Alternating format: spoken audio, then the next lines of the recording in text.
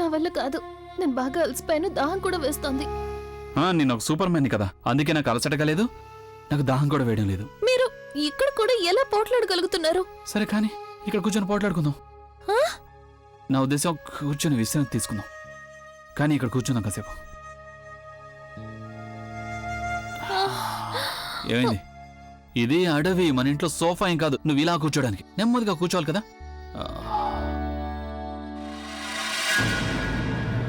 అరే ఏమైంది? ఏం లేదు, నేను బానే ఉన్నాను. పెద్ద టెర్మినేట్ లో పోజ్ కొట్టకు నువ్వు, దెబ్బ తగిలిన ఏదో నొప్పి లేనట్టుగా. చూస్తున్నాను కదా నేను. అయ్యో నాయనో, మీరు పట్టుకున్న చోటు నొప్పిగా ఉంది. ఇక్కడ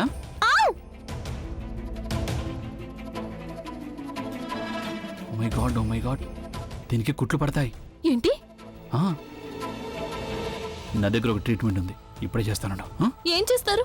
అడవిలో తినడానికి ఏమీ లేవు కదా, అందుకని నిన్ను వండుకొని తింటాను. నేను మసాలాలు తేవడానికి వెళ్తున్నా, వచ్చాక తింటాను నేను.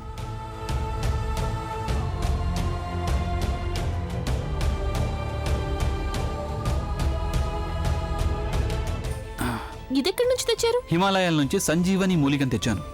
ఇది కేవలం ఒక అడవి ఆకు, మూలికేవి కాదు నాకు నయమైపోవడానికి. నువ్వు నీ నోరు మూసుకో, లేదంటే ఈ ఆకుని నీ నోట్లో కుక్కేస్తా. కాలు చూపించు. అయ్యో వద్దు.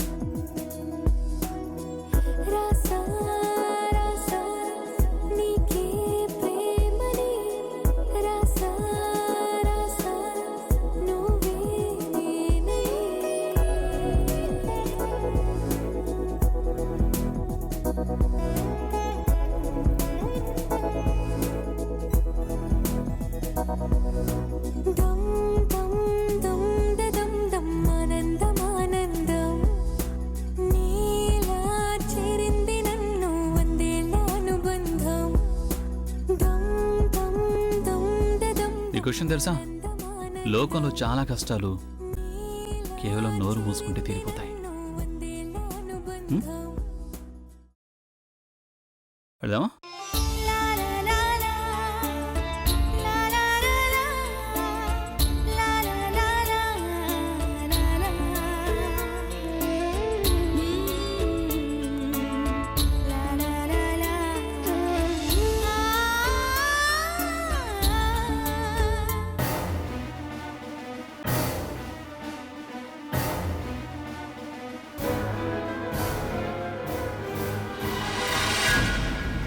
రఘు, ఇక్కడ చూడు, ప్రెగ్నెంట్ మొక్క.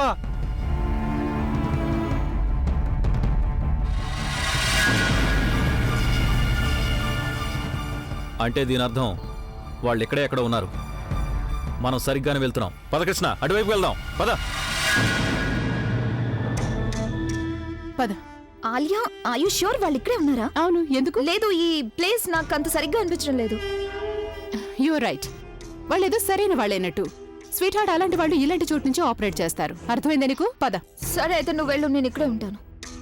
ఏంటి అయినా అంత భయమైనప్పుడు నువ్వు నాతో పాటు ఎందుకు వచ్చావు? భయపడడం లేదు, కొంచెం కంగారు పడుతున్నాను అంతే. అది ఒకవేళ అభి నన్ను ఇక్కడ చూసాడంటే లేనిపోని సమస్య వస్తుంది. నువ్వు వెళ్ళు, నేను ఇక్కడే ఉంటాను.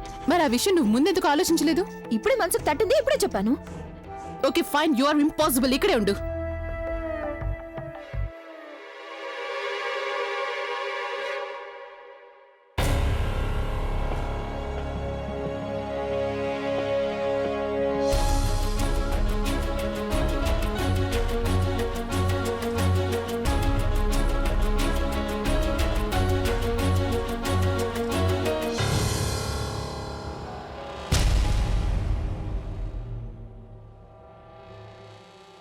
తను ఆలియా, ఏమైంది? నువ్వు ఇక్కడి నుంచి వెళ్ళి కారులో ఎందుకు కూర్చున్నావు? ఓ యా యా యా అక్కడేమో ఒక లేబర్ నన్ను గుచ్చి చూస్తున్నాడు, అందుకే నేను వెళ్ళి కార్లో కూర్చున్నాను. అయితేనా వాడు ఎలా చూస్తున్నాడంటే ఇంతకు ముందు ఎప్పుడు అమ్మాయిని చూడనట్టుగా. తెలుసా, కిడ్నాపింగ్ తో పాటు ఇంకొక కేసు కూడా కలిసిందంటే ఒక అమ్మాయిని ఒంటరిగా చూడు. లేదు, నాకు భయం వేసింది, అందుకే వెళ్ళి కార్లో కూర్చున్నాను. ఎనీవేస్, నా సంగతి వదిలే, నువ్వు చెప్పు ఏంటి.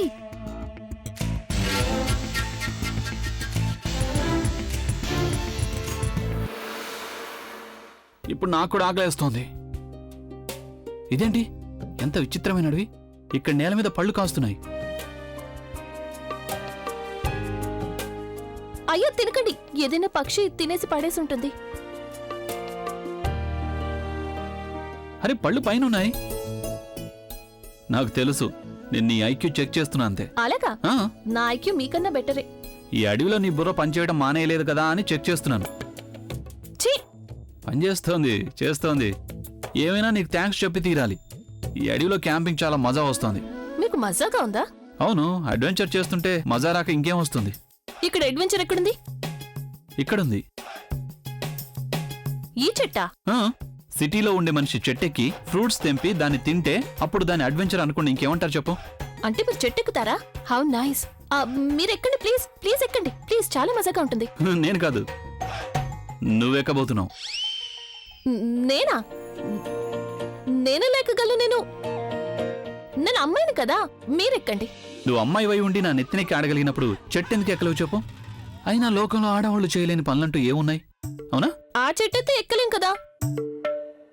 అయితే నువ్వు ఒప్పుకుంటున్నావు అనమాట, ఆడవాళ్ళు ఎవరైతే ఉన్నారో వాళ్ళు మగాళ్లతో సమానం కాలేరని. ఏం కాదు, సమానం కాదు, మేము మీకంటే ముందుకు వెళ్ళగలం. నువ్వు ముందుకెళ్ళకు, ముందుకెక్కడికి వెళ్తావు? నువ్వు చెట్టెక్కు, అలాగే పళ్ళు కోసుకురా. కమాన్. అంతే కదా. ఇప్పుడు చూడండి, ఉమెన్ ఎంపవర్మెంట్. కమాన్, ఫుగ్గి ఫుగ్గి ఫుగ్గి ఫుగ్గి ఫుగ్గి ఫుగ్గి. ఎలాగో పైకి ఎక్కుతున్నావు కాబట్టి నీకోసం గూడు కట్టుకుని అక్కడే ఉండు, నేను ఇంట్లో అందరికి చెప్తానులే. ఆ అవసరం ఏమీ ఉండదు. కమాన్, ఫుగ్గి ఫుగ్గి ఫుగ్గి ఫుగ్గి. మీకోసం పైన గూడు కడతాను, ఆ తర్వాత మీరు కూడా వచ్చి ఆ ఇంట్లోనే ఉండండి. సరే సరే, ముందు నీకోసం గూడు కట్టుకో. ఏమైంది? ఎక్కువ ఎక్కువ నాగేవేంటి? ఎక్కువ.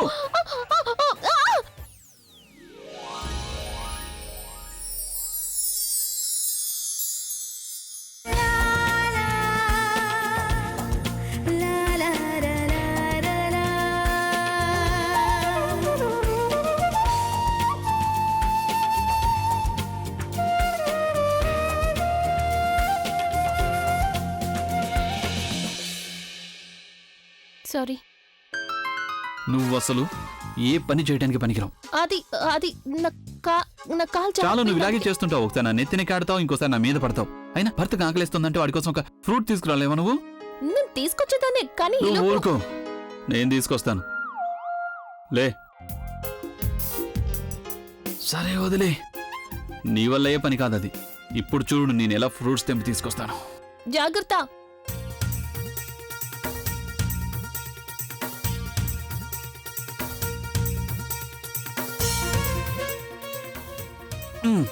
ఇవ్వండి ఇవ్వండి.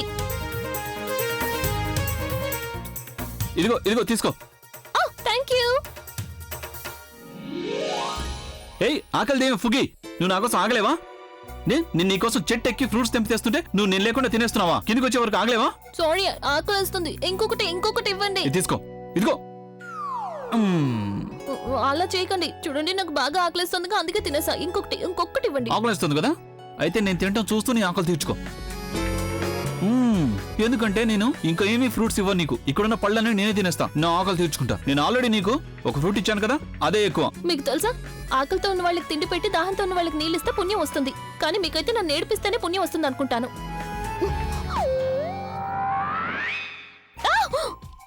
ఏంటిది? నీకు క్యాచ్ పట్టుకోవడం రాదా? నువ్వంత ఆకలి మీద ఉన్నావు, నేను నీ భర్తని, నిన్ను తినడానికి ఏమైనా ఇవ్వాలా వద్దా? నాకు మీరు చూపించే దయ్యేమీ అక్కర్లేదు. ఇప్పుడు నేను నా తిండి స్వయంగా వెతుక్కుంటాను, చూడండి. అలాగా? ఎలా? ఎదుకోండి. ఏం చేస్తున్నావు? కడుపు నింపుకోవడానికి ఏర్పాట్లు. కడుపు నింపుకోవడానికా, నన్ను పడేయడానికా? ఇంకో పండు నేను తినే తీరుతాను. అయ్యో,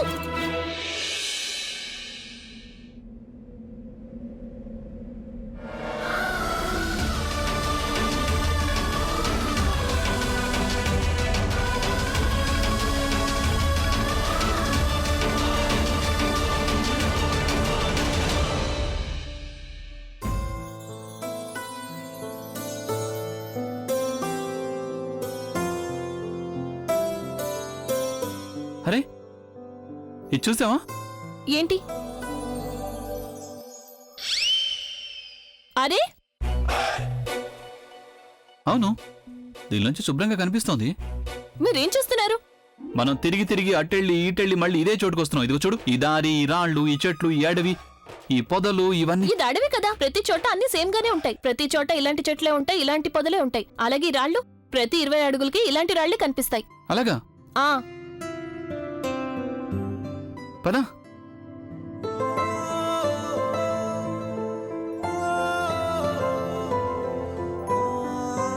అయినా ఈ చోటు మరీ అంత బ్యాడ్గా ఏం లేదు. ఎంతో ప్రశాంతంగా ఉంది కదా ఇక్కడ.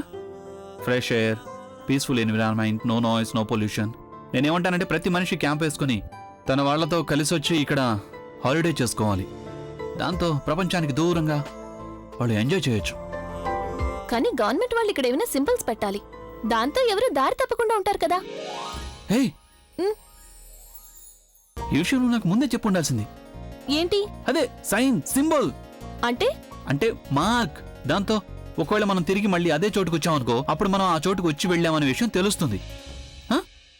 కానీ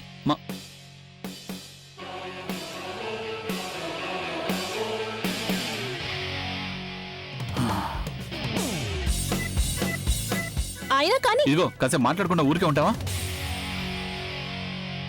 అది వదిలేస్తాను. ఏమన్నా అంటే మళ్ళీ అనవసరంగా గొడవ పడతారు.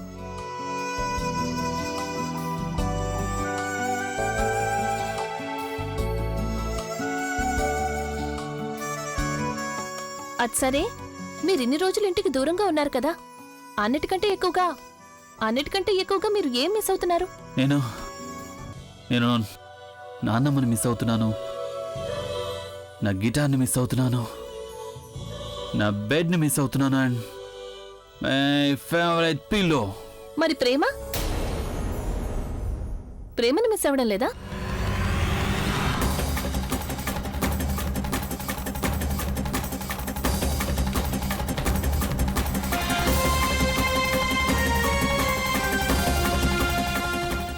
అది ఆ చెట్టు అక్కడుంది.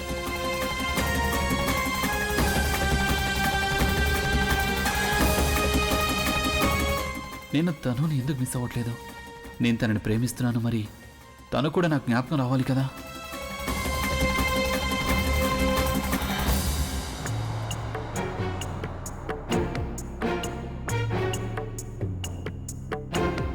ఈ వైపు. కానీ ఈ వైపు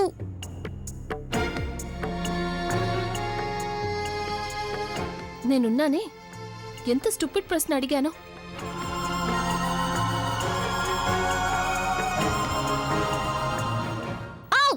సారీ. చూసావా, నేను నీకు చెప్పాను కదా, మనం తిరిగి తిరిగి మళ్ళీ అదే చోటికి మాటికి వస్తున్నాం.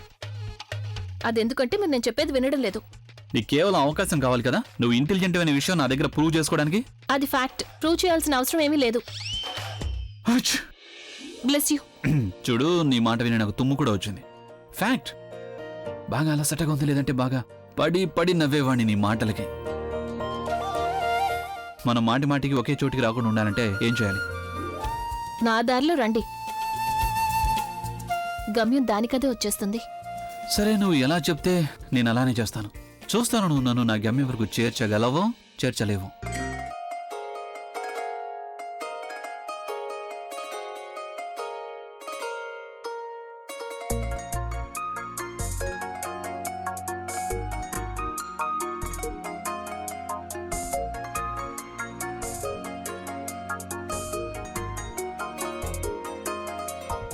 మీరు కేవలం ఒక్కసారి నాతో పాటు మనసారా నడవండి. అప్పుడు ఈ ప్రయాణం కేవలం మనిద్దరిదే అవుతుంది. అలాగే మనిద్దరం కలిసిమెలిసి గమ్యం చేరుకోగలం.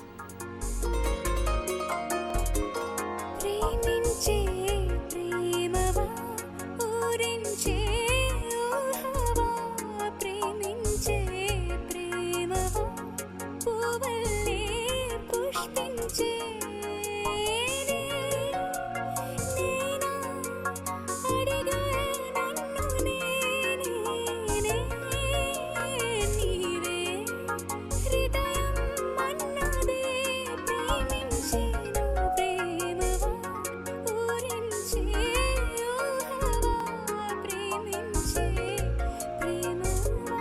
కానీ నాకైతే ఒక విషయం అర్థం కావడం లేదు.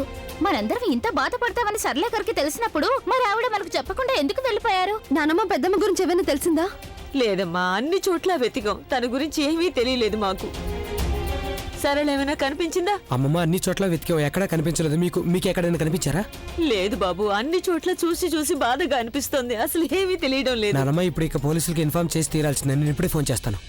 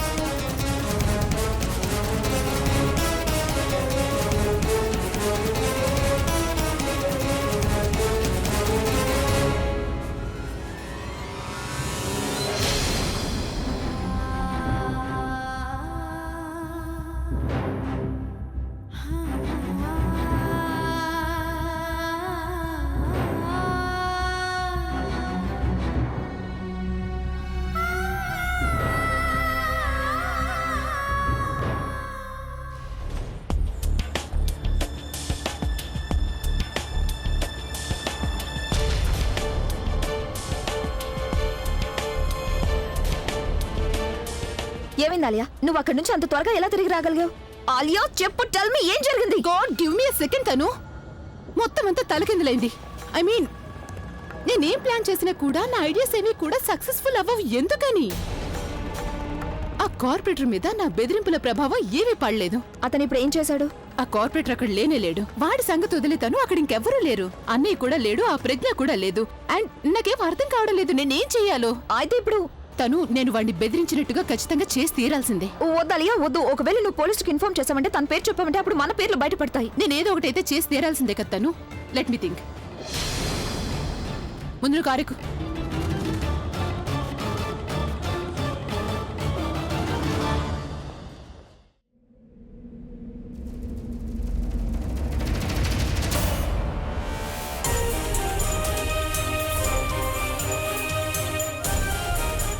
చిల్లరెందుకు వేశారు మీరు? ఆవిడేం బిచ్చగతి కాదు. ఆవిడ బిచ్చగతి కాకపోతే మరి బేకార్ లైన్లో ఎందుకు కూర్చుంది? మీరు మీ పని చేసుకోండి.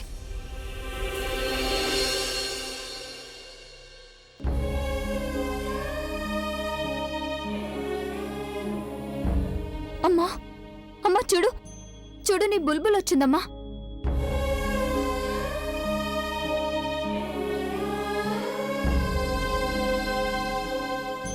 బుల్బుల్, బుల్బుల్ నువ్వెందుకు ఏడుస్తున్నావు?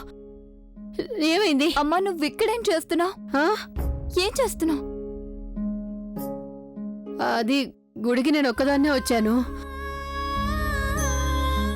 అందరూ ఎందుకు వచ్చారు ఇక్కడికి? నేను చెప్తానమ్మా నీకేమైందో. నువ్వు అభిప్రజ్ఞల కోసం ప్రార్థించడానికి ఇక్కడికి వచ్చి ఉంటావు. తర్వాత నీకు స్పృహే లేదు, నువ్వు ఇక్కడే ఇలాగే కూర్చుండిపోయావు. అమ్మా నువ్వెవరికైనా చెప్పుండాల్సింది కదా, నువ్వేమీ చెప్పకుండా ఎందుకు వచ్చావు ఇక్కడికి? మేం మీకోసం వెతుకుతున్నాం. ఒక పక్క అభి ప్రజ్ఞ ఏమైపోయారో తెలియడం లేదు, ఇంకో పక్క మీరు కూడా ఇల్లు వదిలి వెళ్ళిపోయారా? అలా చేయకుండా ఉండాల్సింది కదా. అది కానీ వాళ్ళందరికీ చెప్పాల్సిన అవసరం ఏముంది? నేనెక్కడున్నా సరే వచ్చేసేదాన్ని కదా. ఎలా వస్తావమ్మా నువ్వు? నేనెంతసేపటి నుంచో నేను పిలుస్తున్నాను, నువ్వు చూడటం కూడా లేదు. ఒకవేళ నేను ఇక్కడికి రాకపోయి ఉంటే అప్పుడు నువ్వు రోజంతా ఇక్కడే ఉండేదానివి. చూడమ్మా, నాకు తెలుసు నువ్వు ప్రజ్ఞ అక్క బావగారి గురించి చాలా బాధపడుతున్నావని. అమ్మా మనం ధైర్యంగా వ్యవహరించాలి కదా.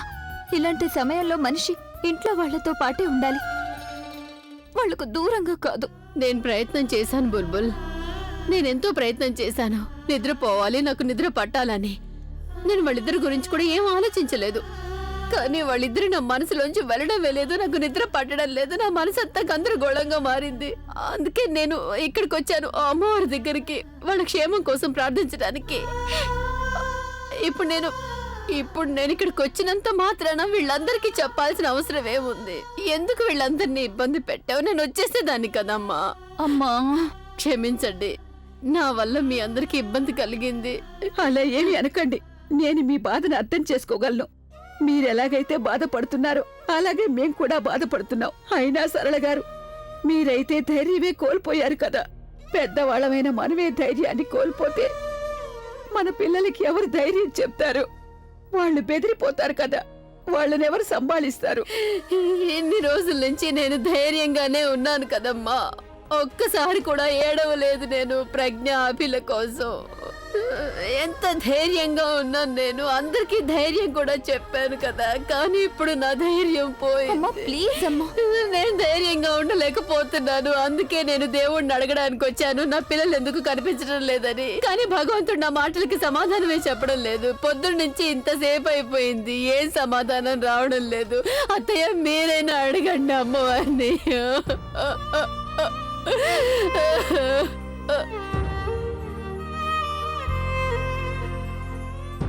వాళ్ళు ఇక్కడి నుంచి తప్పించుకుని బయటపడ్డానంటేనా? అప్పుడు పాడటం వదిలేసి ఇండియా తరఫున ఒలింపిక్స్ లో పాల్గొంటా. పరిగెత్తడం ప్రాక్టీస్ అయింది, బాగా అలవాటు కూడా అయిపోయింది కదా.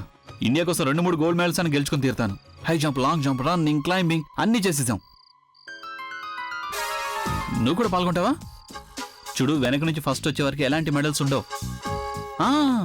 నువ్వు డిబేట్ లో పాల్గొనొచ్చు. లోడలోడ వాగి అందరినీ వాయించేస్తావు కదా, దాంతో నువ్వు పక్కాగా గెలుస్తావు. అప్పుడు నీకు ఒక గోల్డ్ మెడల్ ఏంటి, డైమండ్ మెడల్ కూడా తక్కువ అవుతుంది.